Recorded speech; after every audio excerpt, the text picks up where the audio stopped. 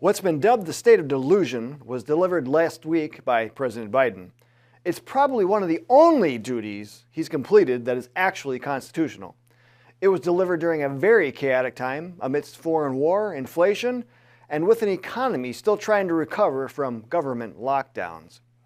All of this chaos, of course, is government-induced, so we'll offer constitutional perspective on what we heard during Biden's speech and how you can help stop the slide into communism in this episode of Analysis Behind the News, where we provide the perspective to save American freedom and independence. The State of the Union address is a constitutional function of the office of President. In Article 2, Section 3 of the U.S. Constitution, it is written, "He shall from time to time give to Congress information of the State of the Union, and recommend to their consideration such measures as he shall judge necessary and expedient."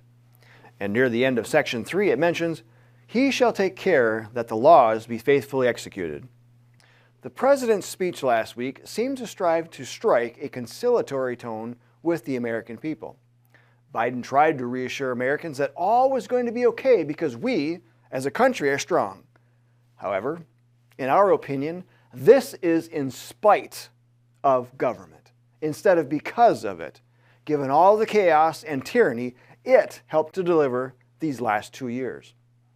Now, realizing that the actual State of the Union is much bleaker than what the President was letting on to, Representative Jim Jordan nailed it on the head when he told Fox Business, "We went from a secure border to chaos. We went from energy independence to the situation we have now. We went from safe streets to record crime, and we went from stable prices to 40-year high inflation." That's what the Biden administration has given us in just 13 months. President Biden touched on each of these topics in his speech, but what was his solution for each of these? More government involvement, more spending. Now, we could spend hours going through his speech line by line and looking at the cause and solution of every example. Instead, let's just point to the overall formula. Government operating outside of its limitations easily makes excuses to work in other areas that it's not supposed to be in. Its solutions to problems bring about even more problems and then more government solutions, each time expanding the scope and reach of government.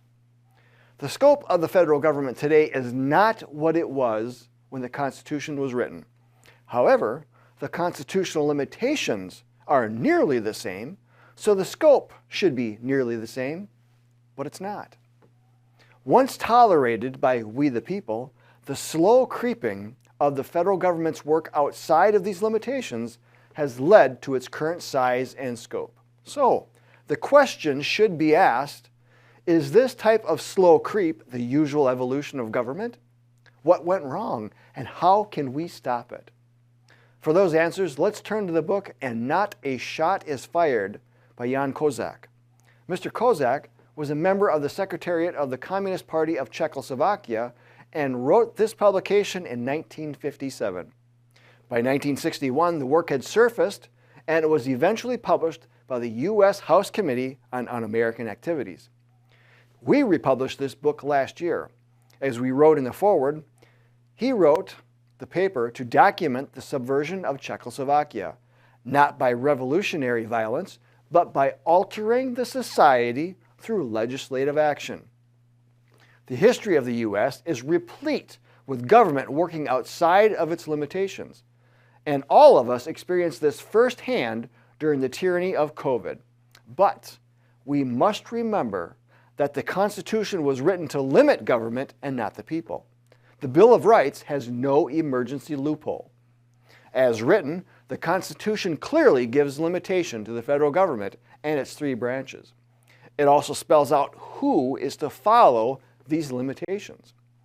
Article 6, Clause 3 of the Constitution says, "The senators and representatives before mentioned, and the members of the several state legislatures, and all executive and judicial officers, both of the United States and of the several states, shall be bound by oath or affirmation to support this Constitution." Do you think the Founding Fathers meant that by supporting the Constitution, that these elected and appointed officials were okay in operating outside of the limitations of the Constitution? Operating outside of these limitations directly alters society through legislative action, influencing the State of the Union. For instance, Biden wrongly took no credit for the 40-year high of inflation, but he did suggest to business owners that a better plan to fight inflation is to lower costs and not wages. Well, that's awfully rich, given that inflation was created by a quasi-government entity at the permission of Congress and the president. We must remember that inflation is not a rise in prices, rather it is an increase in the money supply. When there is an increase in the supply of money, that makes each dollar in circulation worth just a little bit less.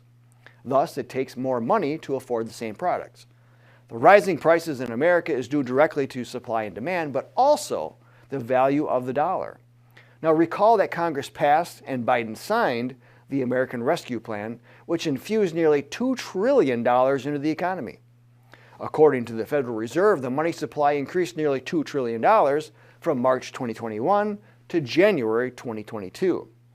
Also remember that the Federal Reserve is supposedly in charge of managing the money supply. Placing this extra $2 trillion into circulation devalues the overall purchasing power of the dollar. Now, it would be a different story if the dollar were tied to a precious metal like gold, but it is not. So as the money supply inflates, the purchasing power decreases. What a dollar could buy back in 1913 before the Federal Reserve was created only buys a fraction today. Since then, the value of the dollar has dropped to a record level of more than 99%.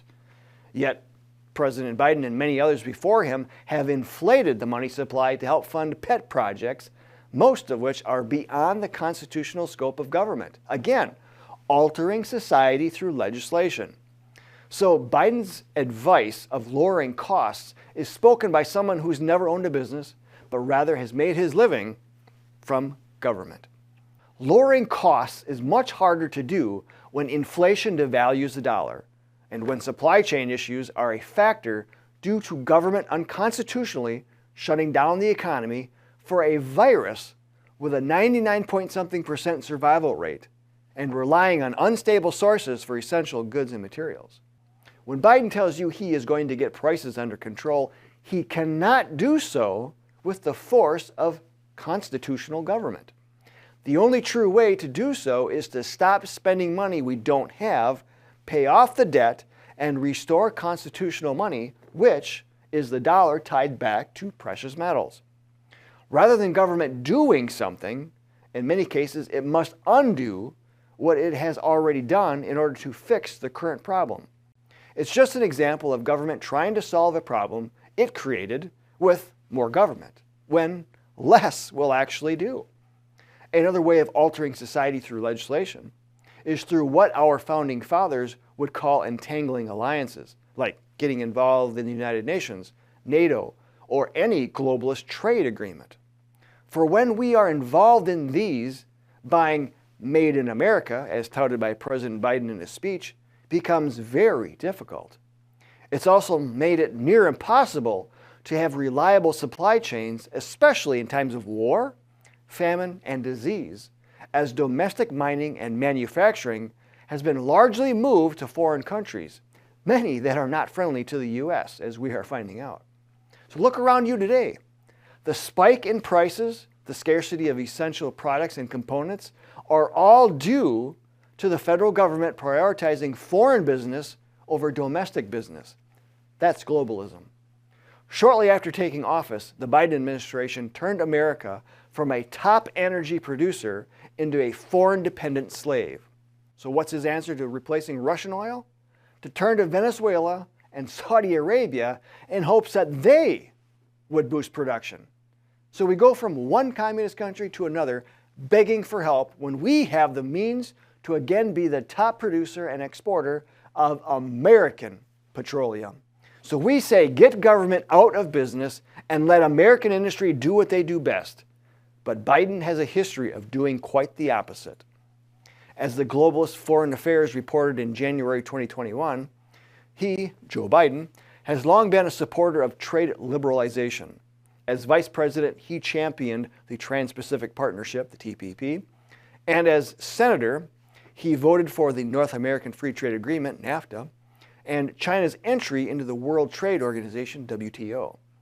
The subsequent results of NAFTA and China's entry into the WTO was a decimation of American manufacturing that killed millions of American jobs by moving them offshore, helping to create the current crisis of undue and dangerous reliance of America onto foreign supply chains, including many pieces and parts for the U.S. military and many industry-critical components no longer mined or manufactured here in the U.S., but coming from Russia and China. Again, this is directly because government did something. Going back to the foreword for "And Not a Shot is Fired," we wrote, "This book serves as a window into how the enemies of freedom work. It documents not only the moves that can be patiently and gradually made, law by law, to strip a free people of their liberty and subvert their government, but how the people acquiesce to this patient gradualism because of their ignorance. This method of gradual subversion has been utilized in numerous countries that have fallen to communism over the years, and tragically, the people did not have a clue as to what was happening until they suddenly woke to find themselves enslaved. If we continue to let the federal government disregard the Constitution, we will awake one day to the realities of all that Joe Biden requested in his State of the Union speech. His Build Back Better vision is a globalist dream of world government. And folks, globalists care nothing for a country's constitutional limitations. When Joe Biden was a U.S. Senator, his adherence to the Constitution was abysmal. Our New American magazine tracked his adherence through the Freedom Index. His cumulative score from 1999 to 2008 was a pathetic 17%. That means his votes in the Senate adhered to the U.S. Constitution only 17% of the time. While the world sees one globalist forcing his vision of the New World Order onto Ukraine, America will suffer a similar fate of being transitioned into a New World Order. Only with the U.S., it'll be more like what happened in Czechoslovakia, with not a shot being fired. The taste of communist tyranny that we experienced during COVID lockdowns is nothing compared to what will happen if American independence and liberties are swept away with several strokes of the president's pen inking his signature to any Build Back Better bills that Congress may force through, as well as any further trade agreements that will help tie the hands of American industry. If the first couple of years of Biden have proven anything, it's that the State of the Union deteriorates with every decision made in the interest of globalism rather than Americanism. It's time we got back to the basics by learning what the Founding Fathers created and how they expect us to act. Members of the John Birch Society follow a concerted agenda of educating decision makers, elected officials, and others in their local electorate. This activity attracts recruits, and a network of constitutionalists soon develops. This local activity is greatly amplified throughout the country, with state and federal legislatures feeling its effect, especially as we bring back sanity by getting elected officials to obey the Constitution. If you're concerned about the direction of this country, then consider joining the John Birch Society today. Many in your area may already be hard at work. Go to jbs.org to learn more. And of course, links are in the video description. I'm Bill Hahn for the John Birch Society. Until next time, stay informed, stay active, and get organized, patriots.